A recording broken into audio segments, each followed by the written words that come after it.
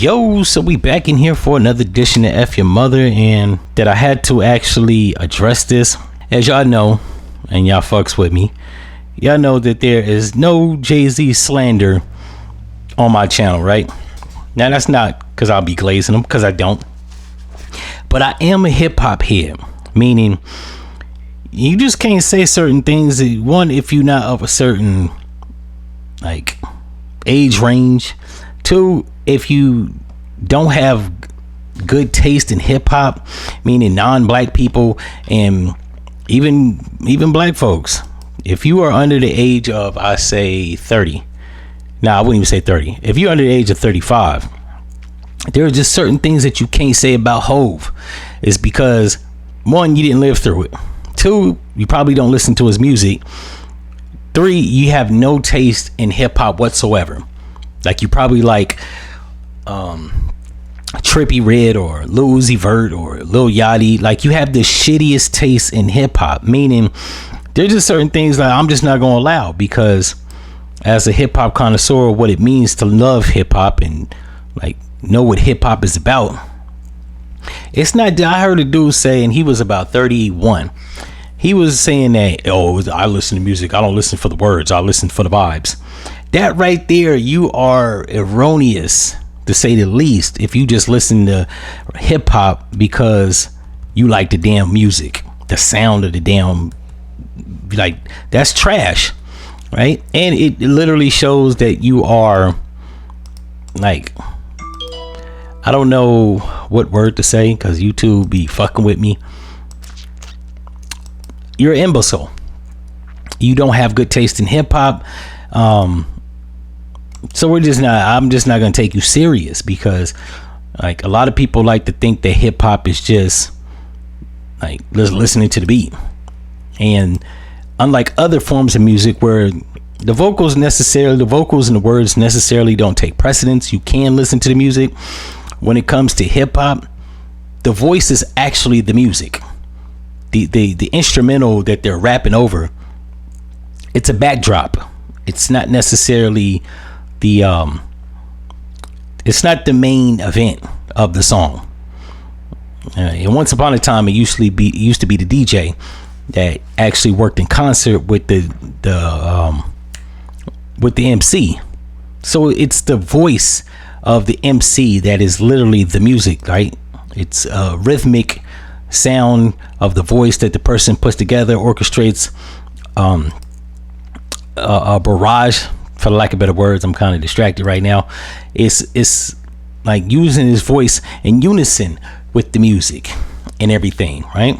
So you don't just listen to the music, you listen to what the person's saying, because like hip hop literally started from as an art form, and the message that the MC was given took precedence over the music, which is why Chuck D and Public Enemy were able to put together songs like Fight the Power, and because they were actually trying to send a message to the people, namely the audience of people that listen to it. Now fast forward 30 years later, or 30 plus years later, it's all about the vibes in the music, and people don't really listen to the vocals, which is why it's shitty. Not only that, most people under the age of 32 are illiterate, can't read, don't lack critical thinking skills, can't afford to go to college, don't read books. All these things are paramount to hip hop, right? If you listen to the hip hop artists of the 90s and 80s, they weren't dumb, they were smart. Hell, if you listen to the complexity of Eminem, just putting together words, double entendres, triple entendres, like that is a skill set that a lot of these motherfuckers they lack. You know what I'm saying? They use a bunch of 4-letter words, not complex syllable rhyming words.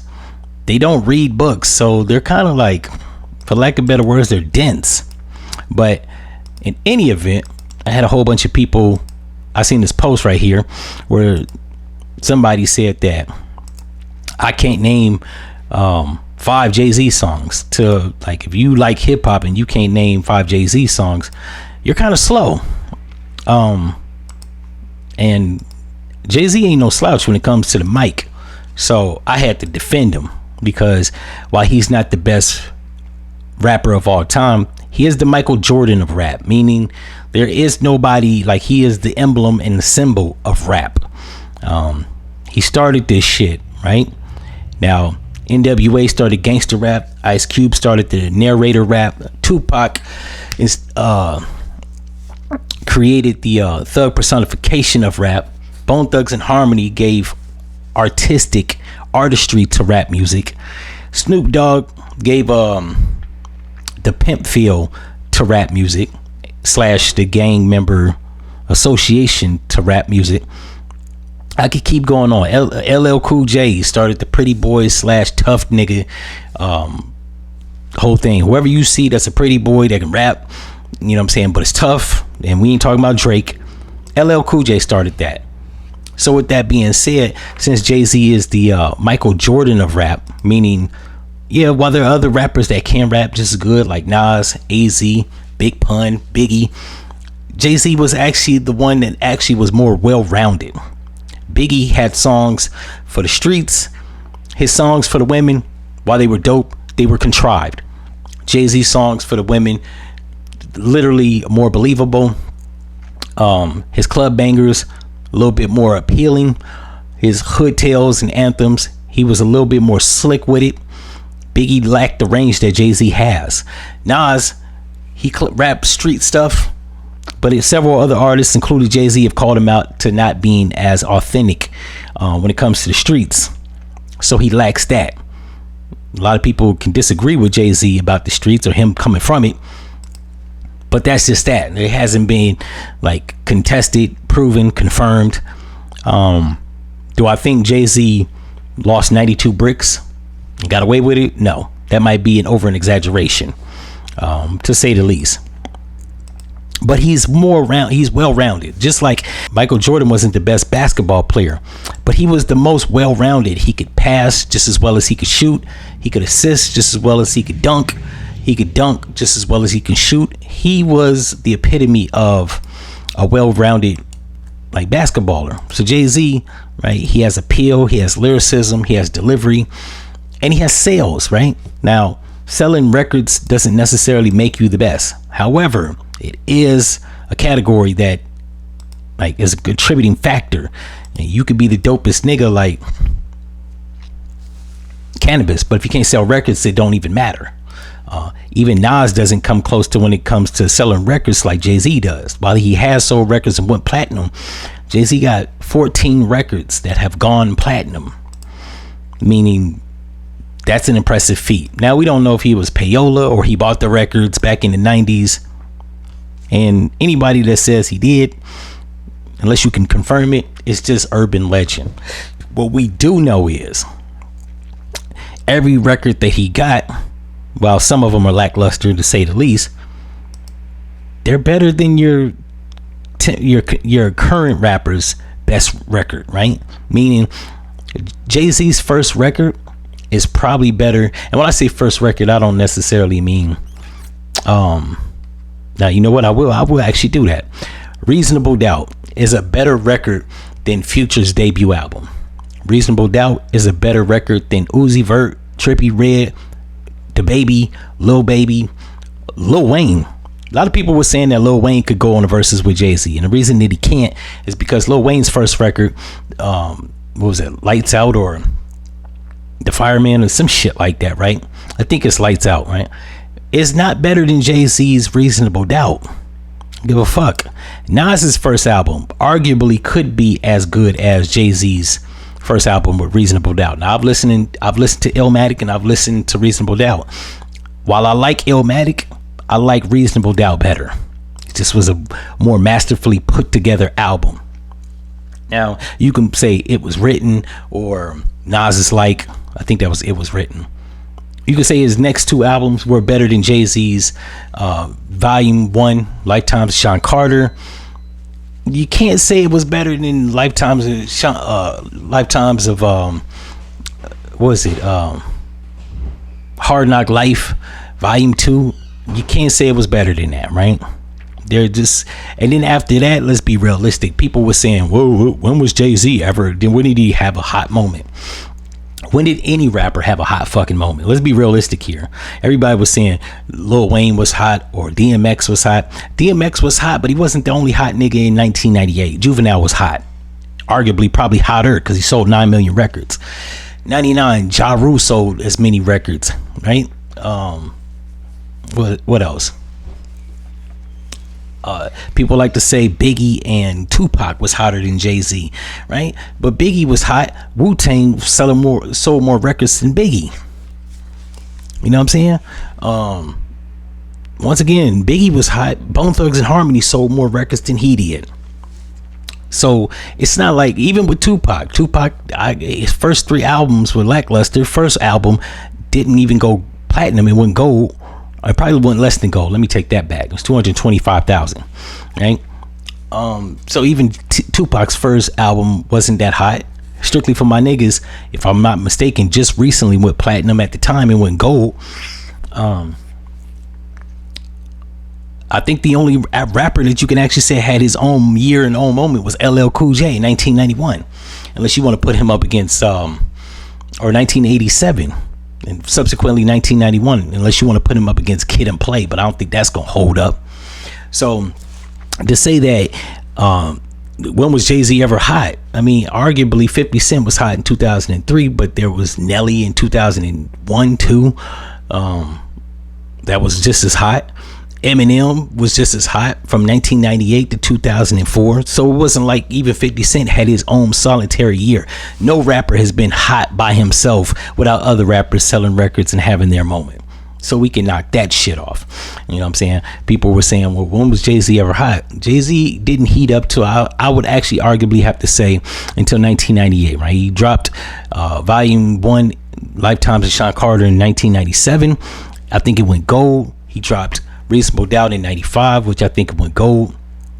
He was overshadowed by other artists, but by 1998, even with the rise of DMX, he sold 5.6 million records. Ja Rule sold 3 million. So he was even beating out Ja Rule, which arguably between 2000 and 2003 was the hottest rapper around next to Nelly. So like no rapper actually had his one single solitary year where nobody was hot but him. So like that's a stupid argument. Then somebody else said that, well, Drake could go up against Jay-Z. Drake ain't write most of his songs, most of his hits. He had help. To my knowledge, and I could be wrong, but I doubt it, Jay-Z don't have a ghostwriter. So unless you can prove that he did, if you have a ghostwriter, that takes you out the running. No matter how dope your songs is in the mainstream, it just don't matter. Then you had some people saying, well, Jay-Z, he don't make club bangers, right? Big Pimpin', Excuse Me Miss, Put Your Hands Up, just to name a few. Jigga What, Jigga Who,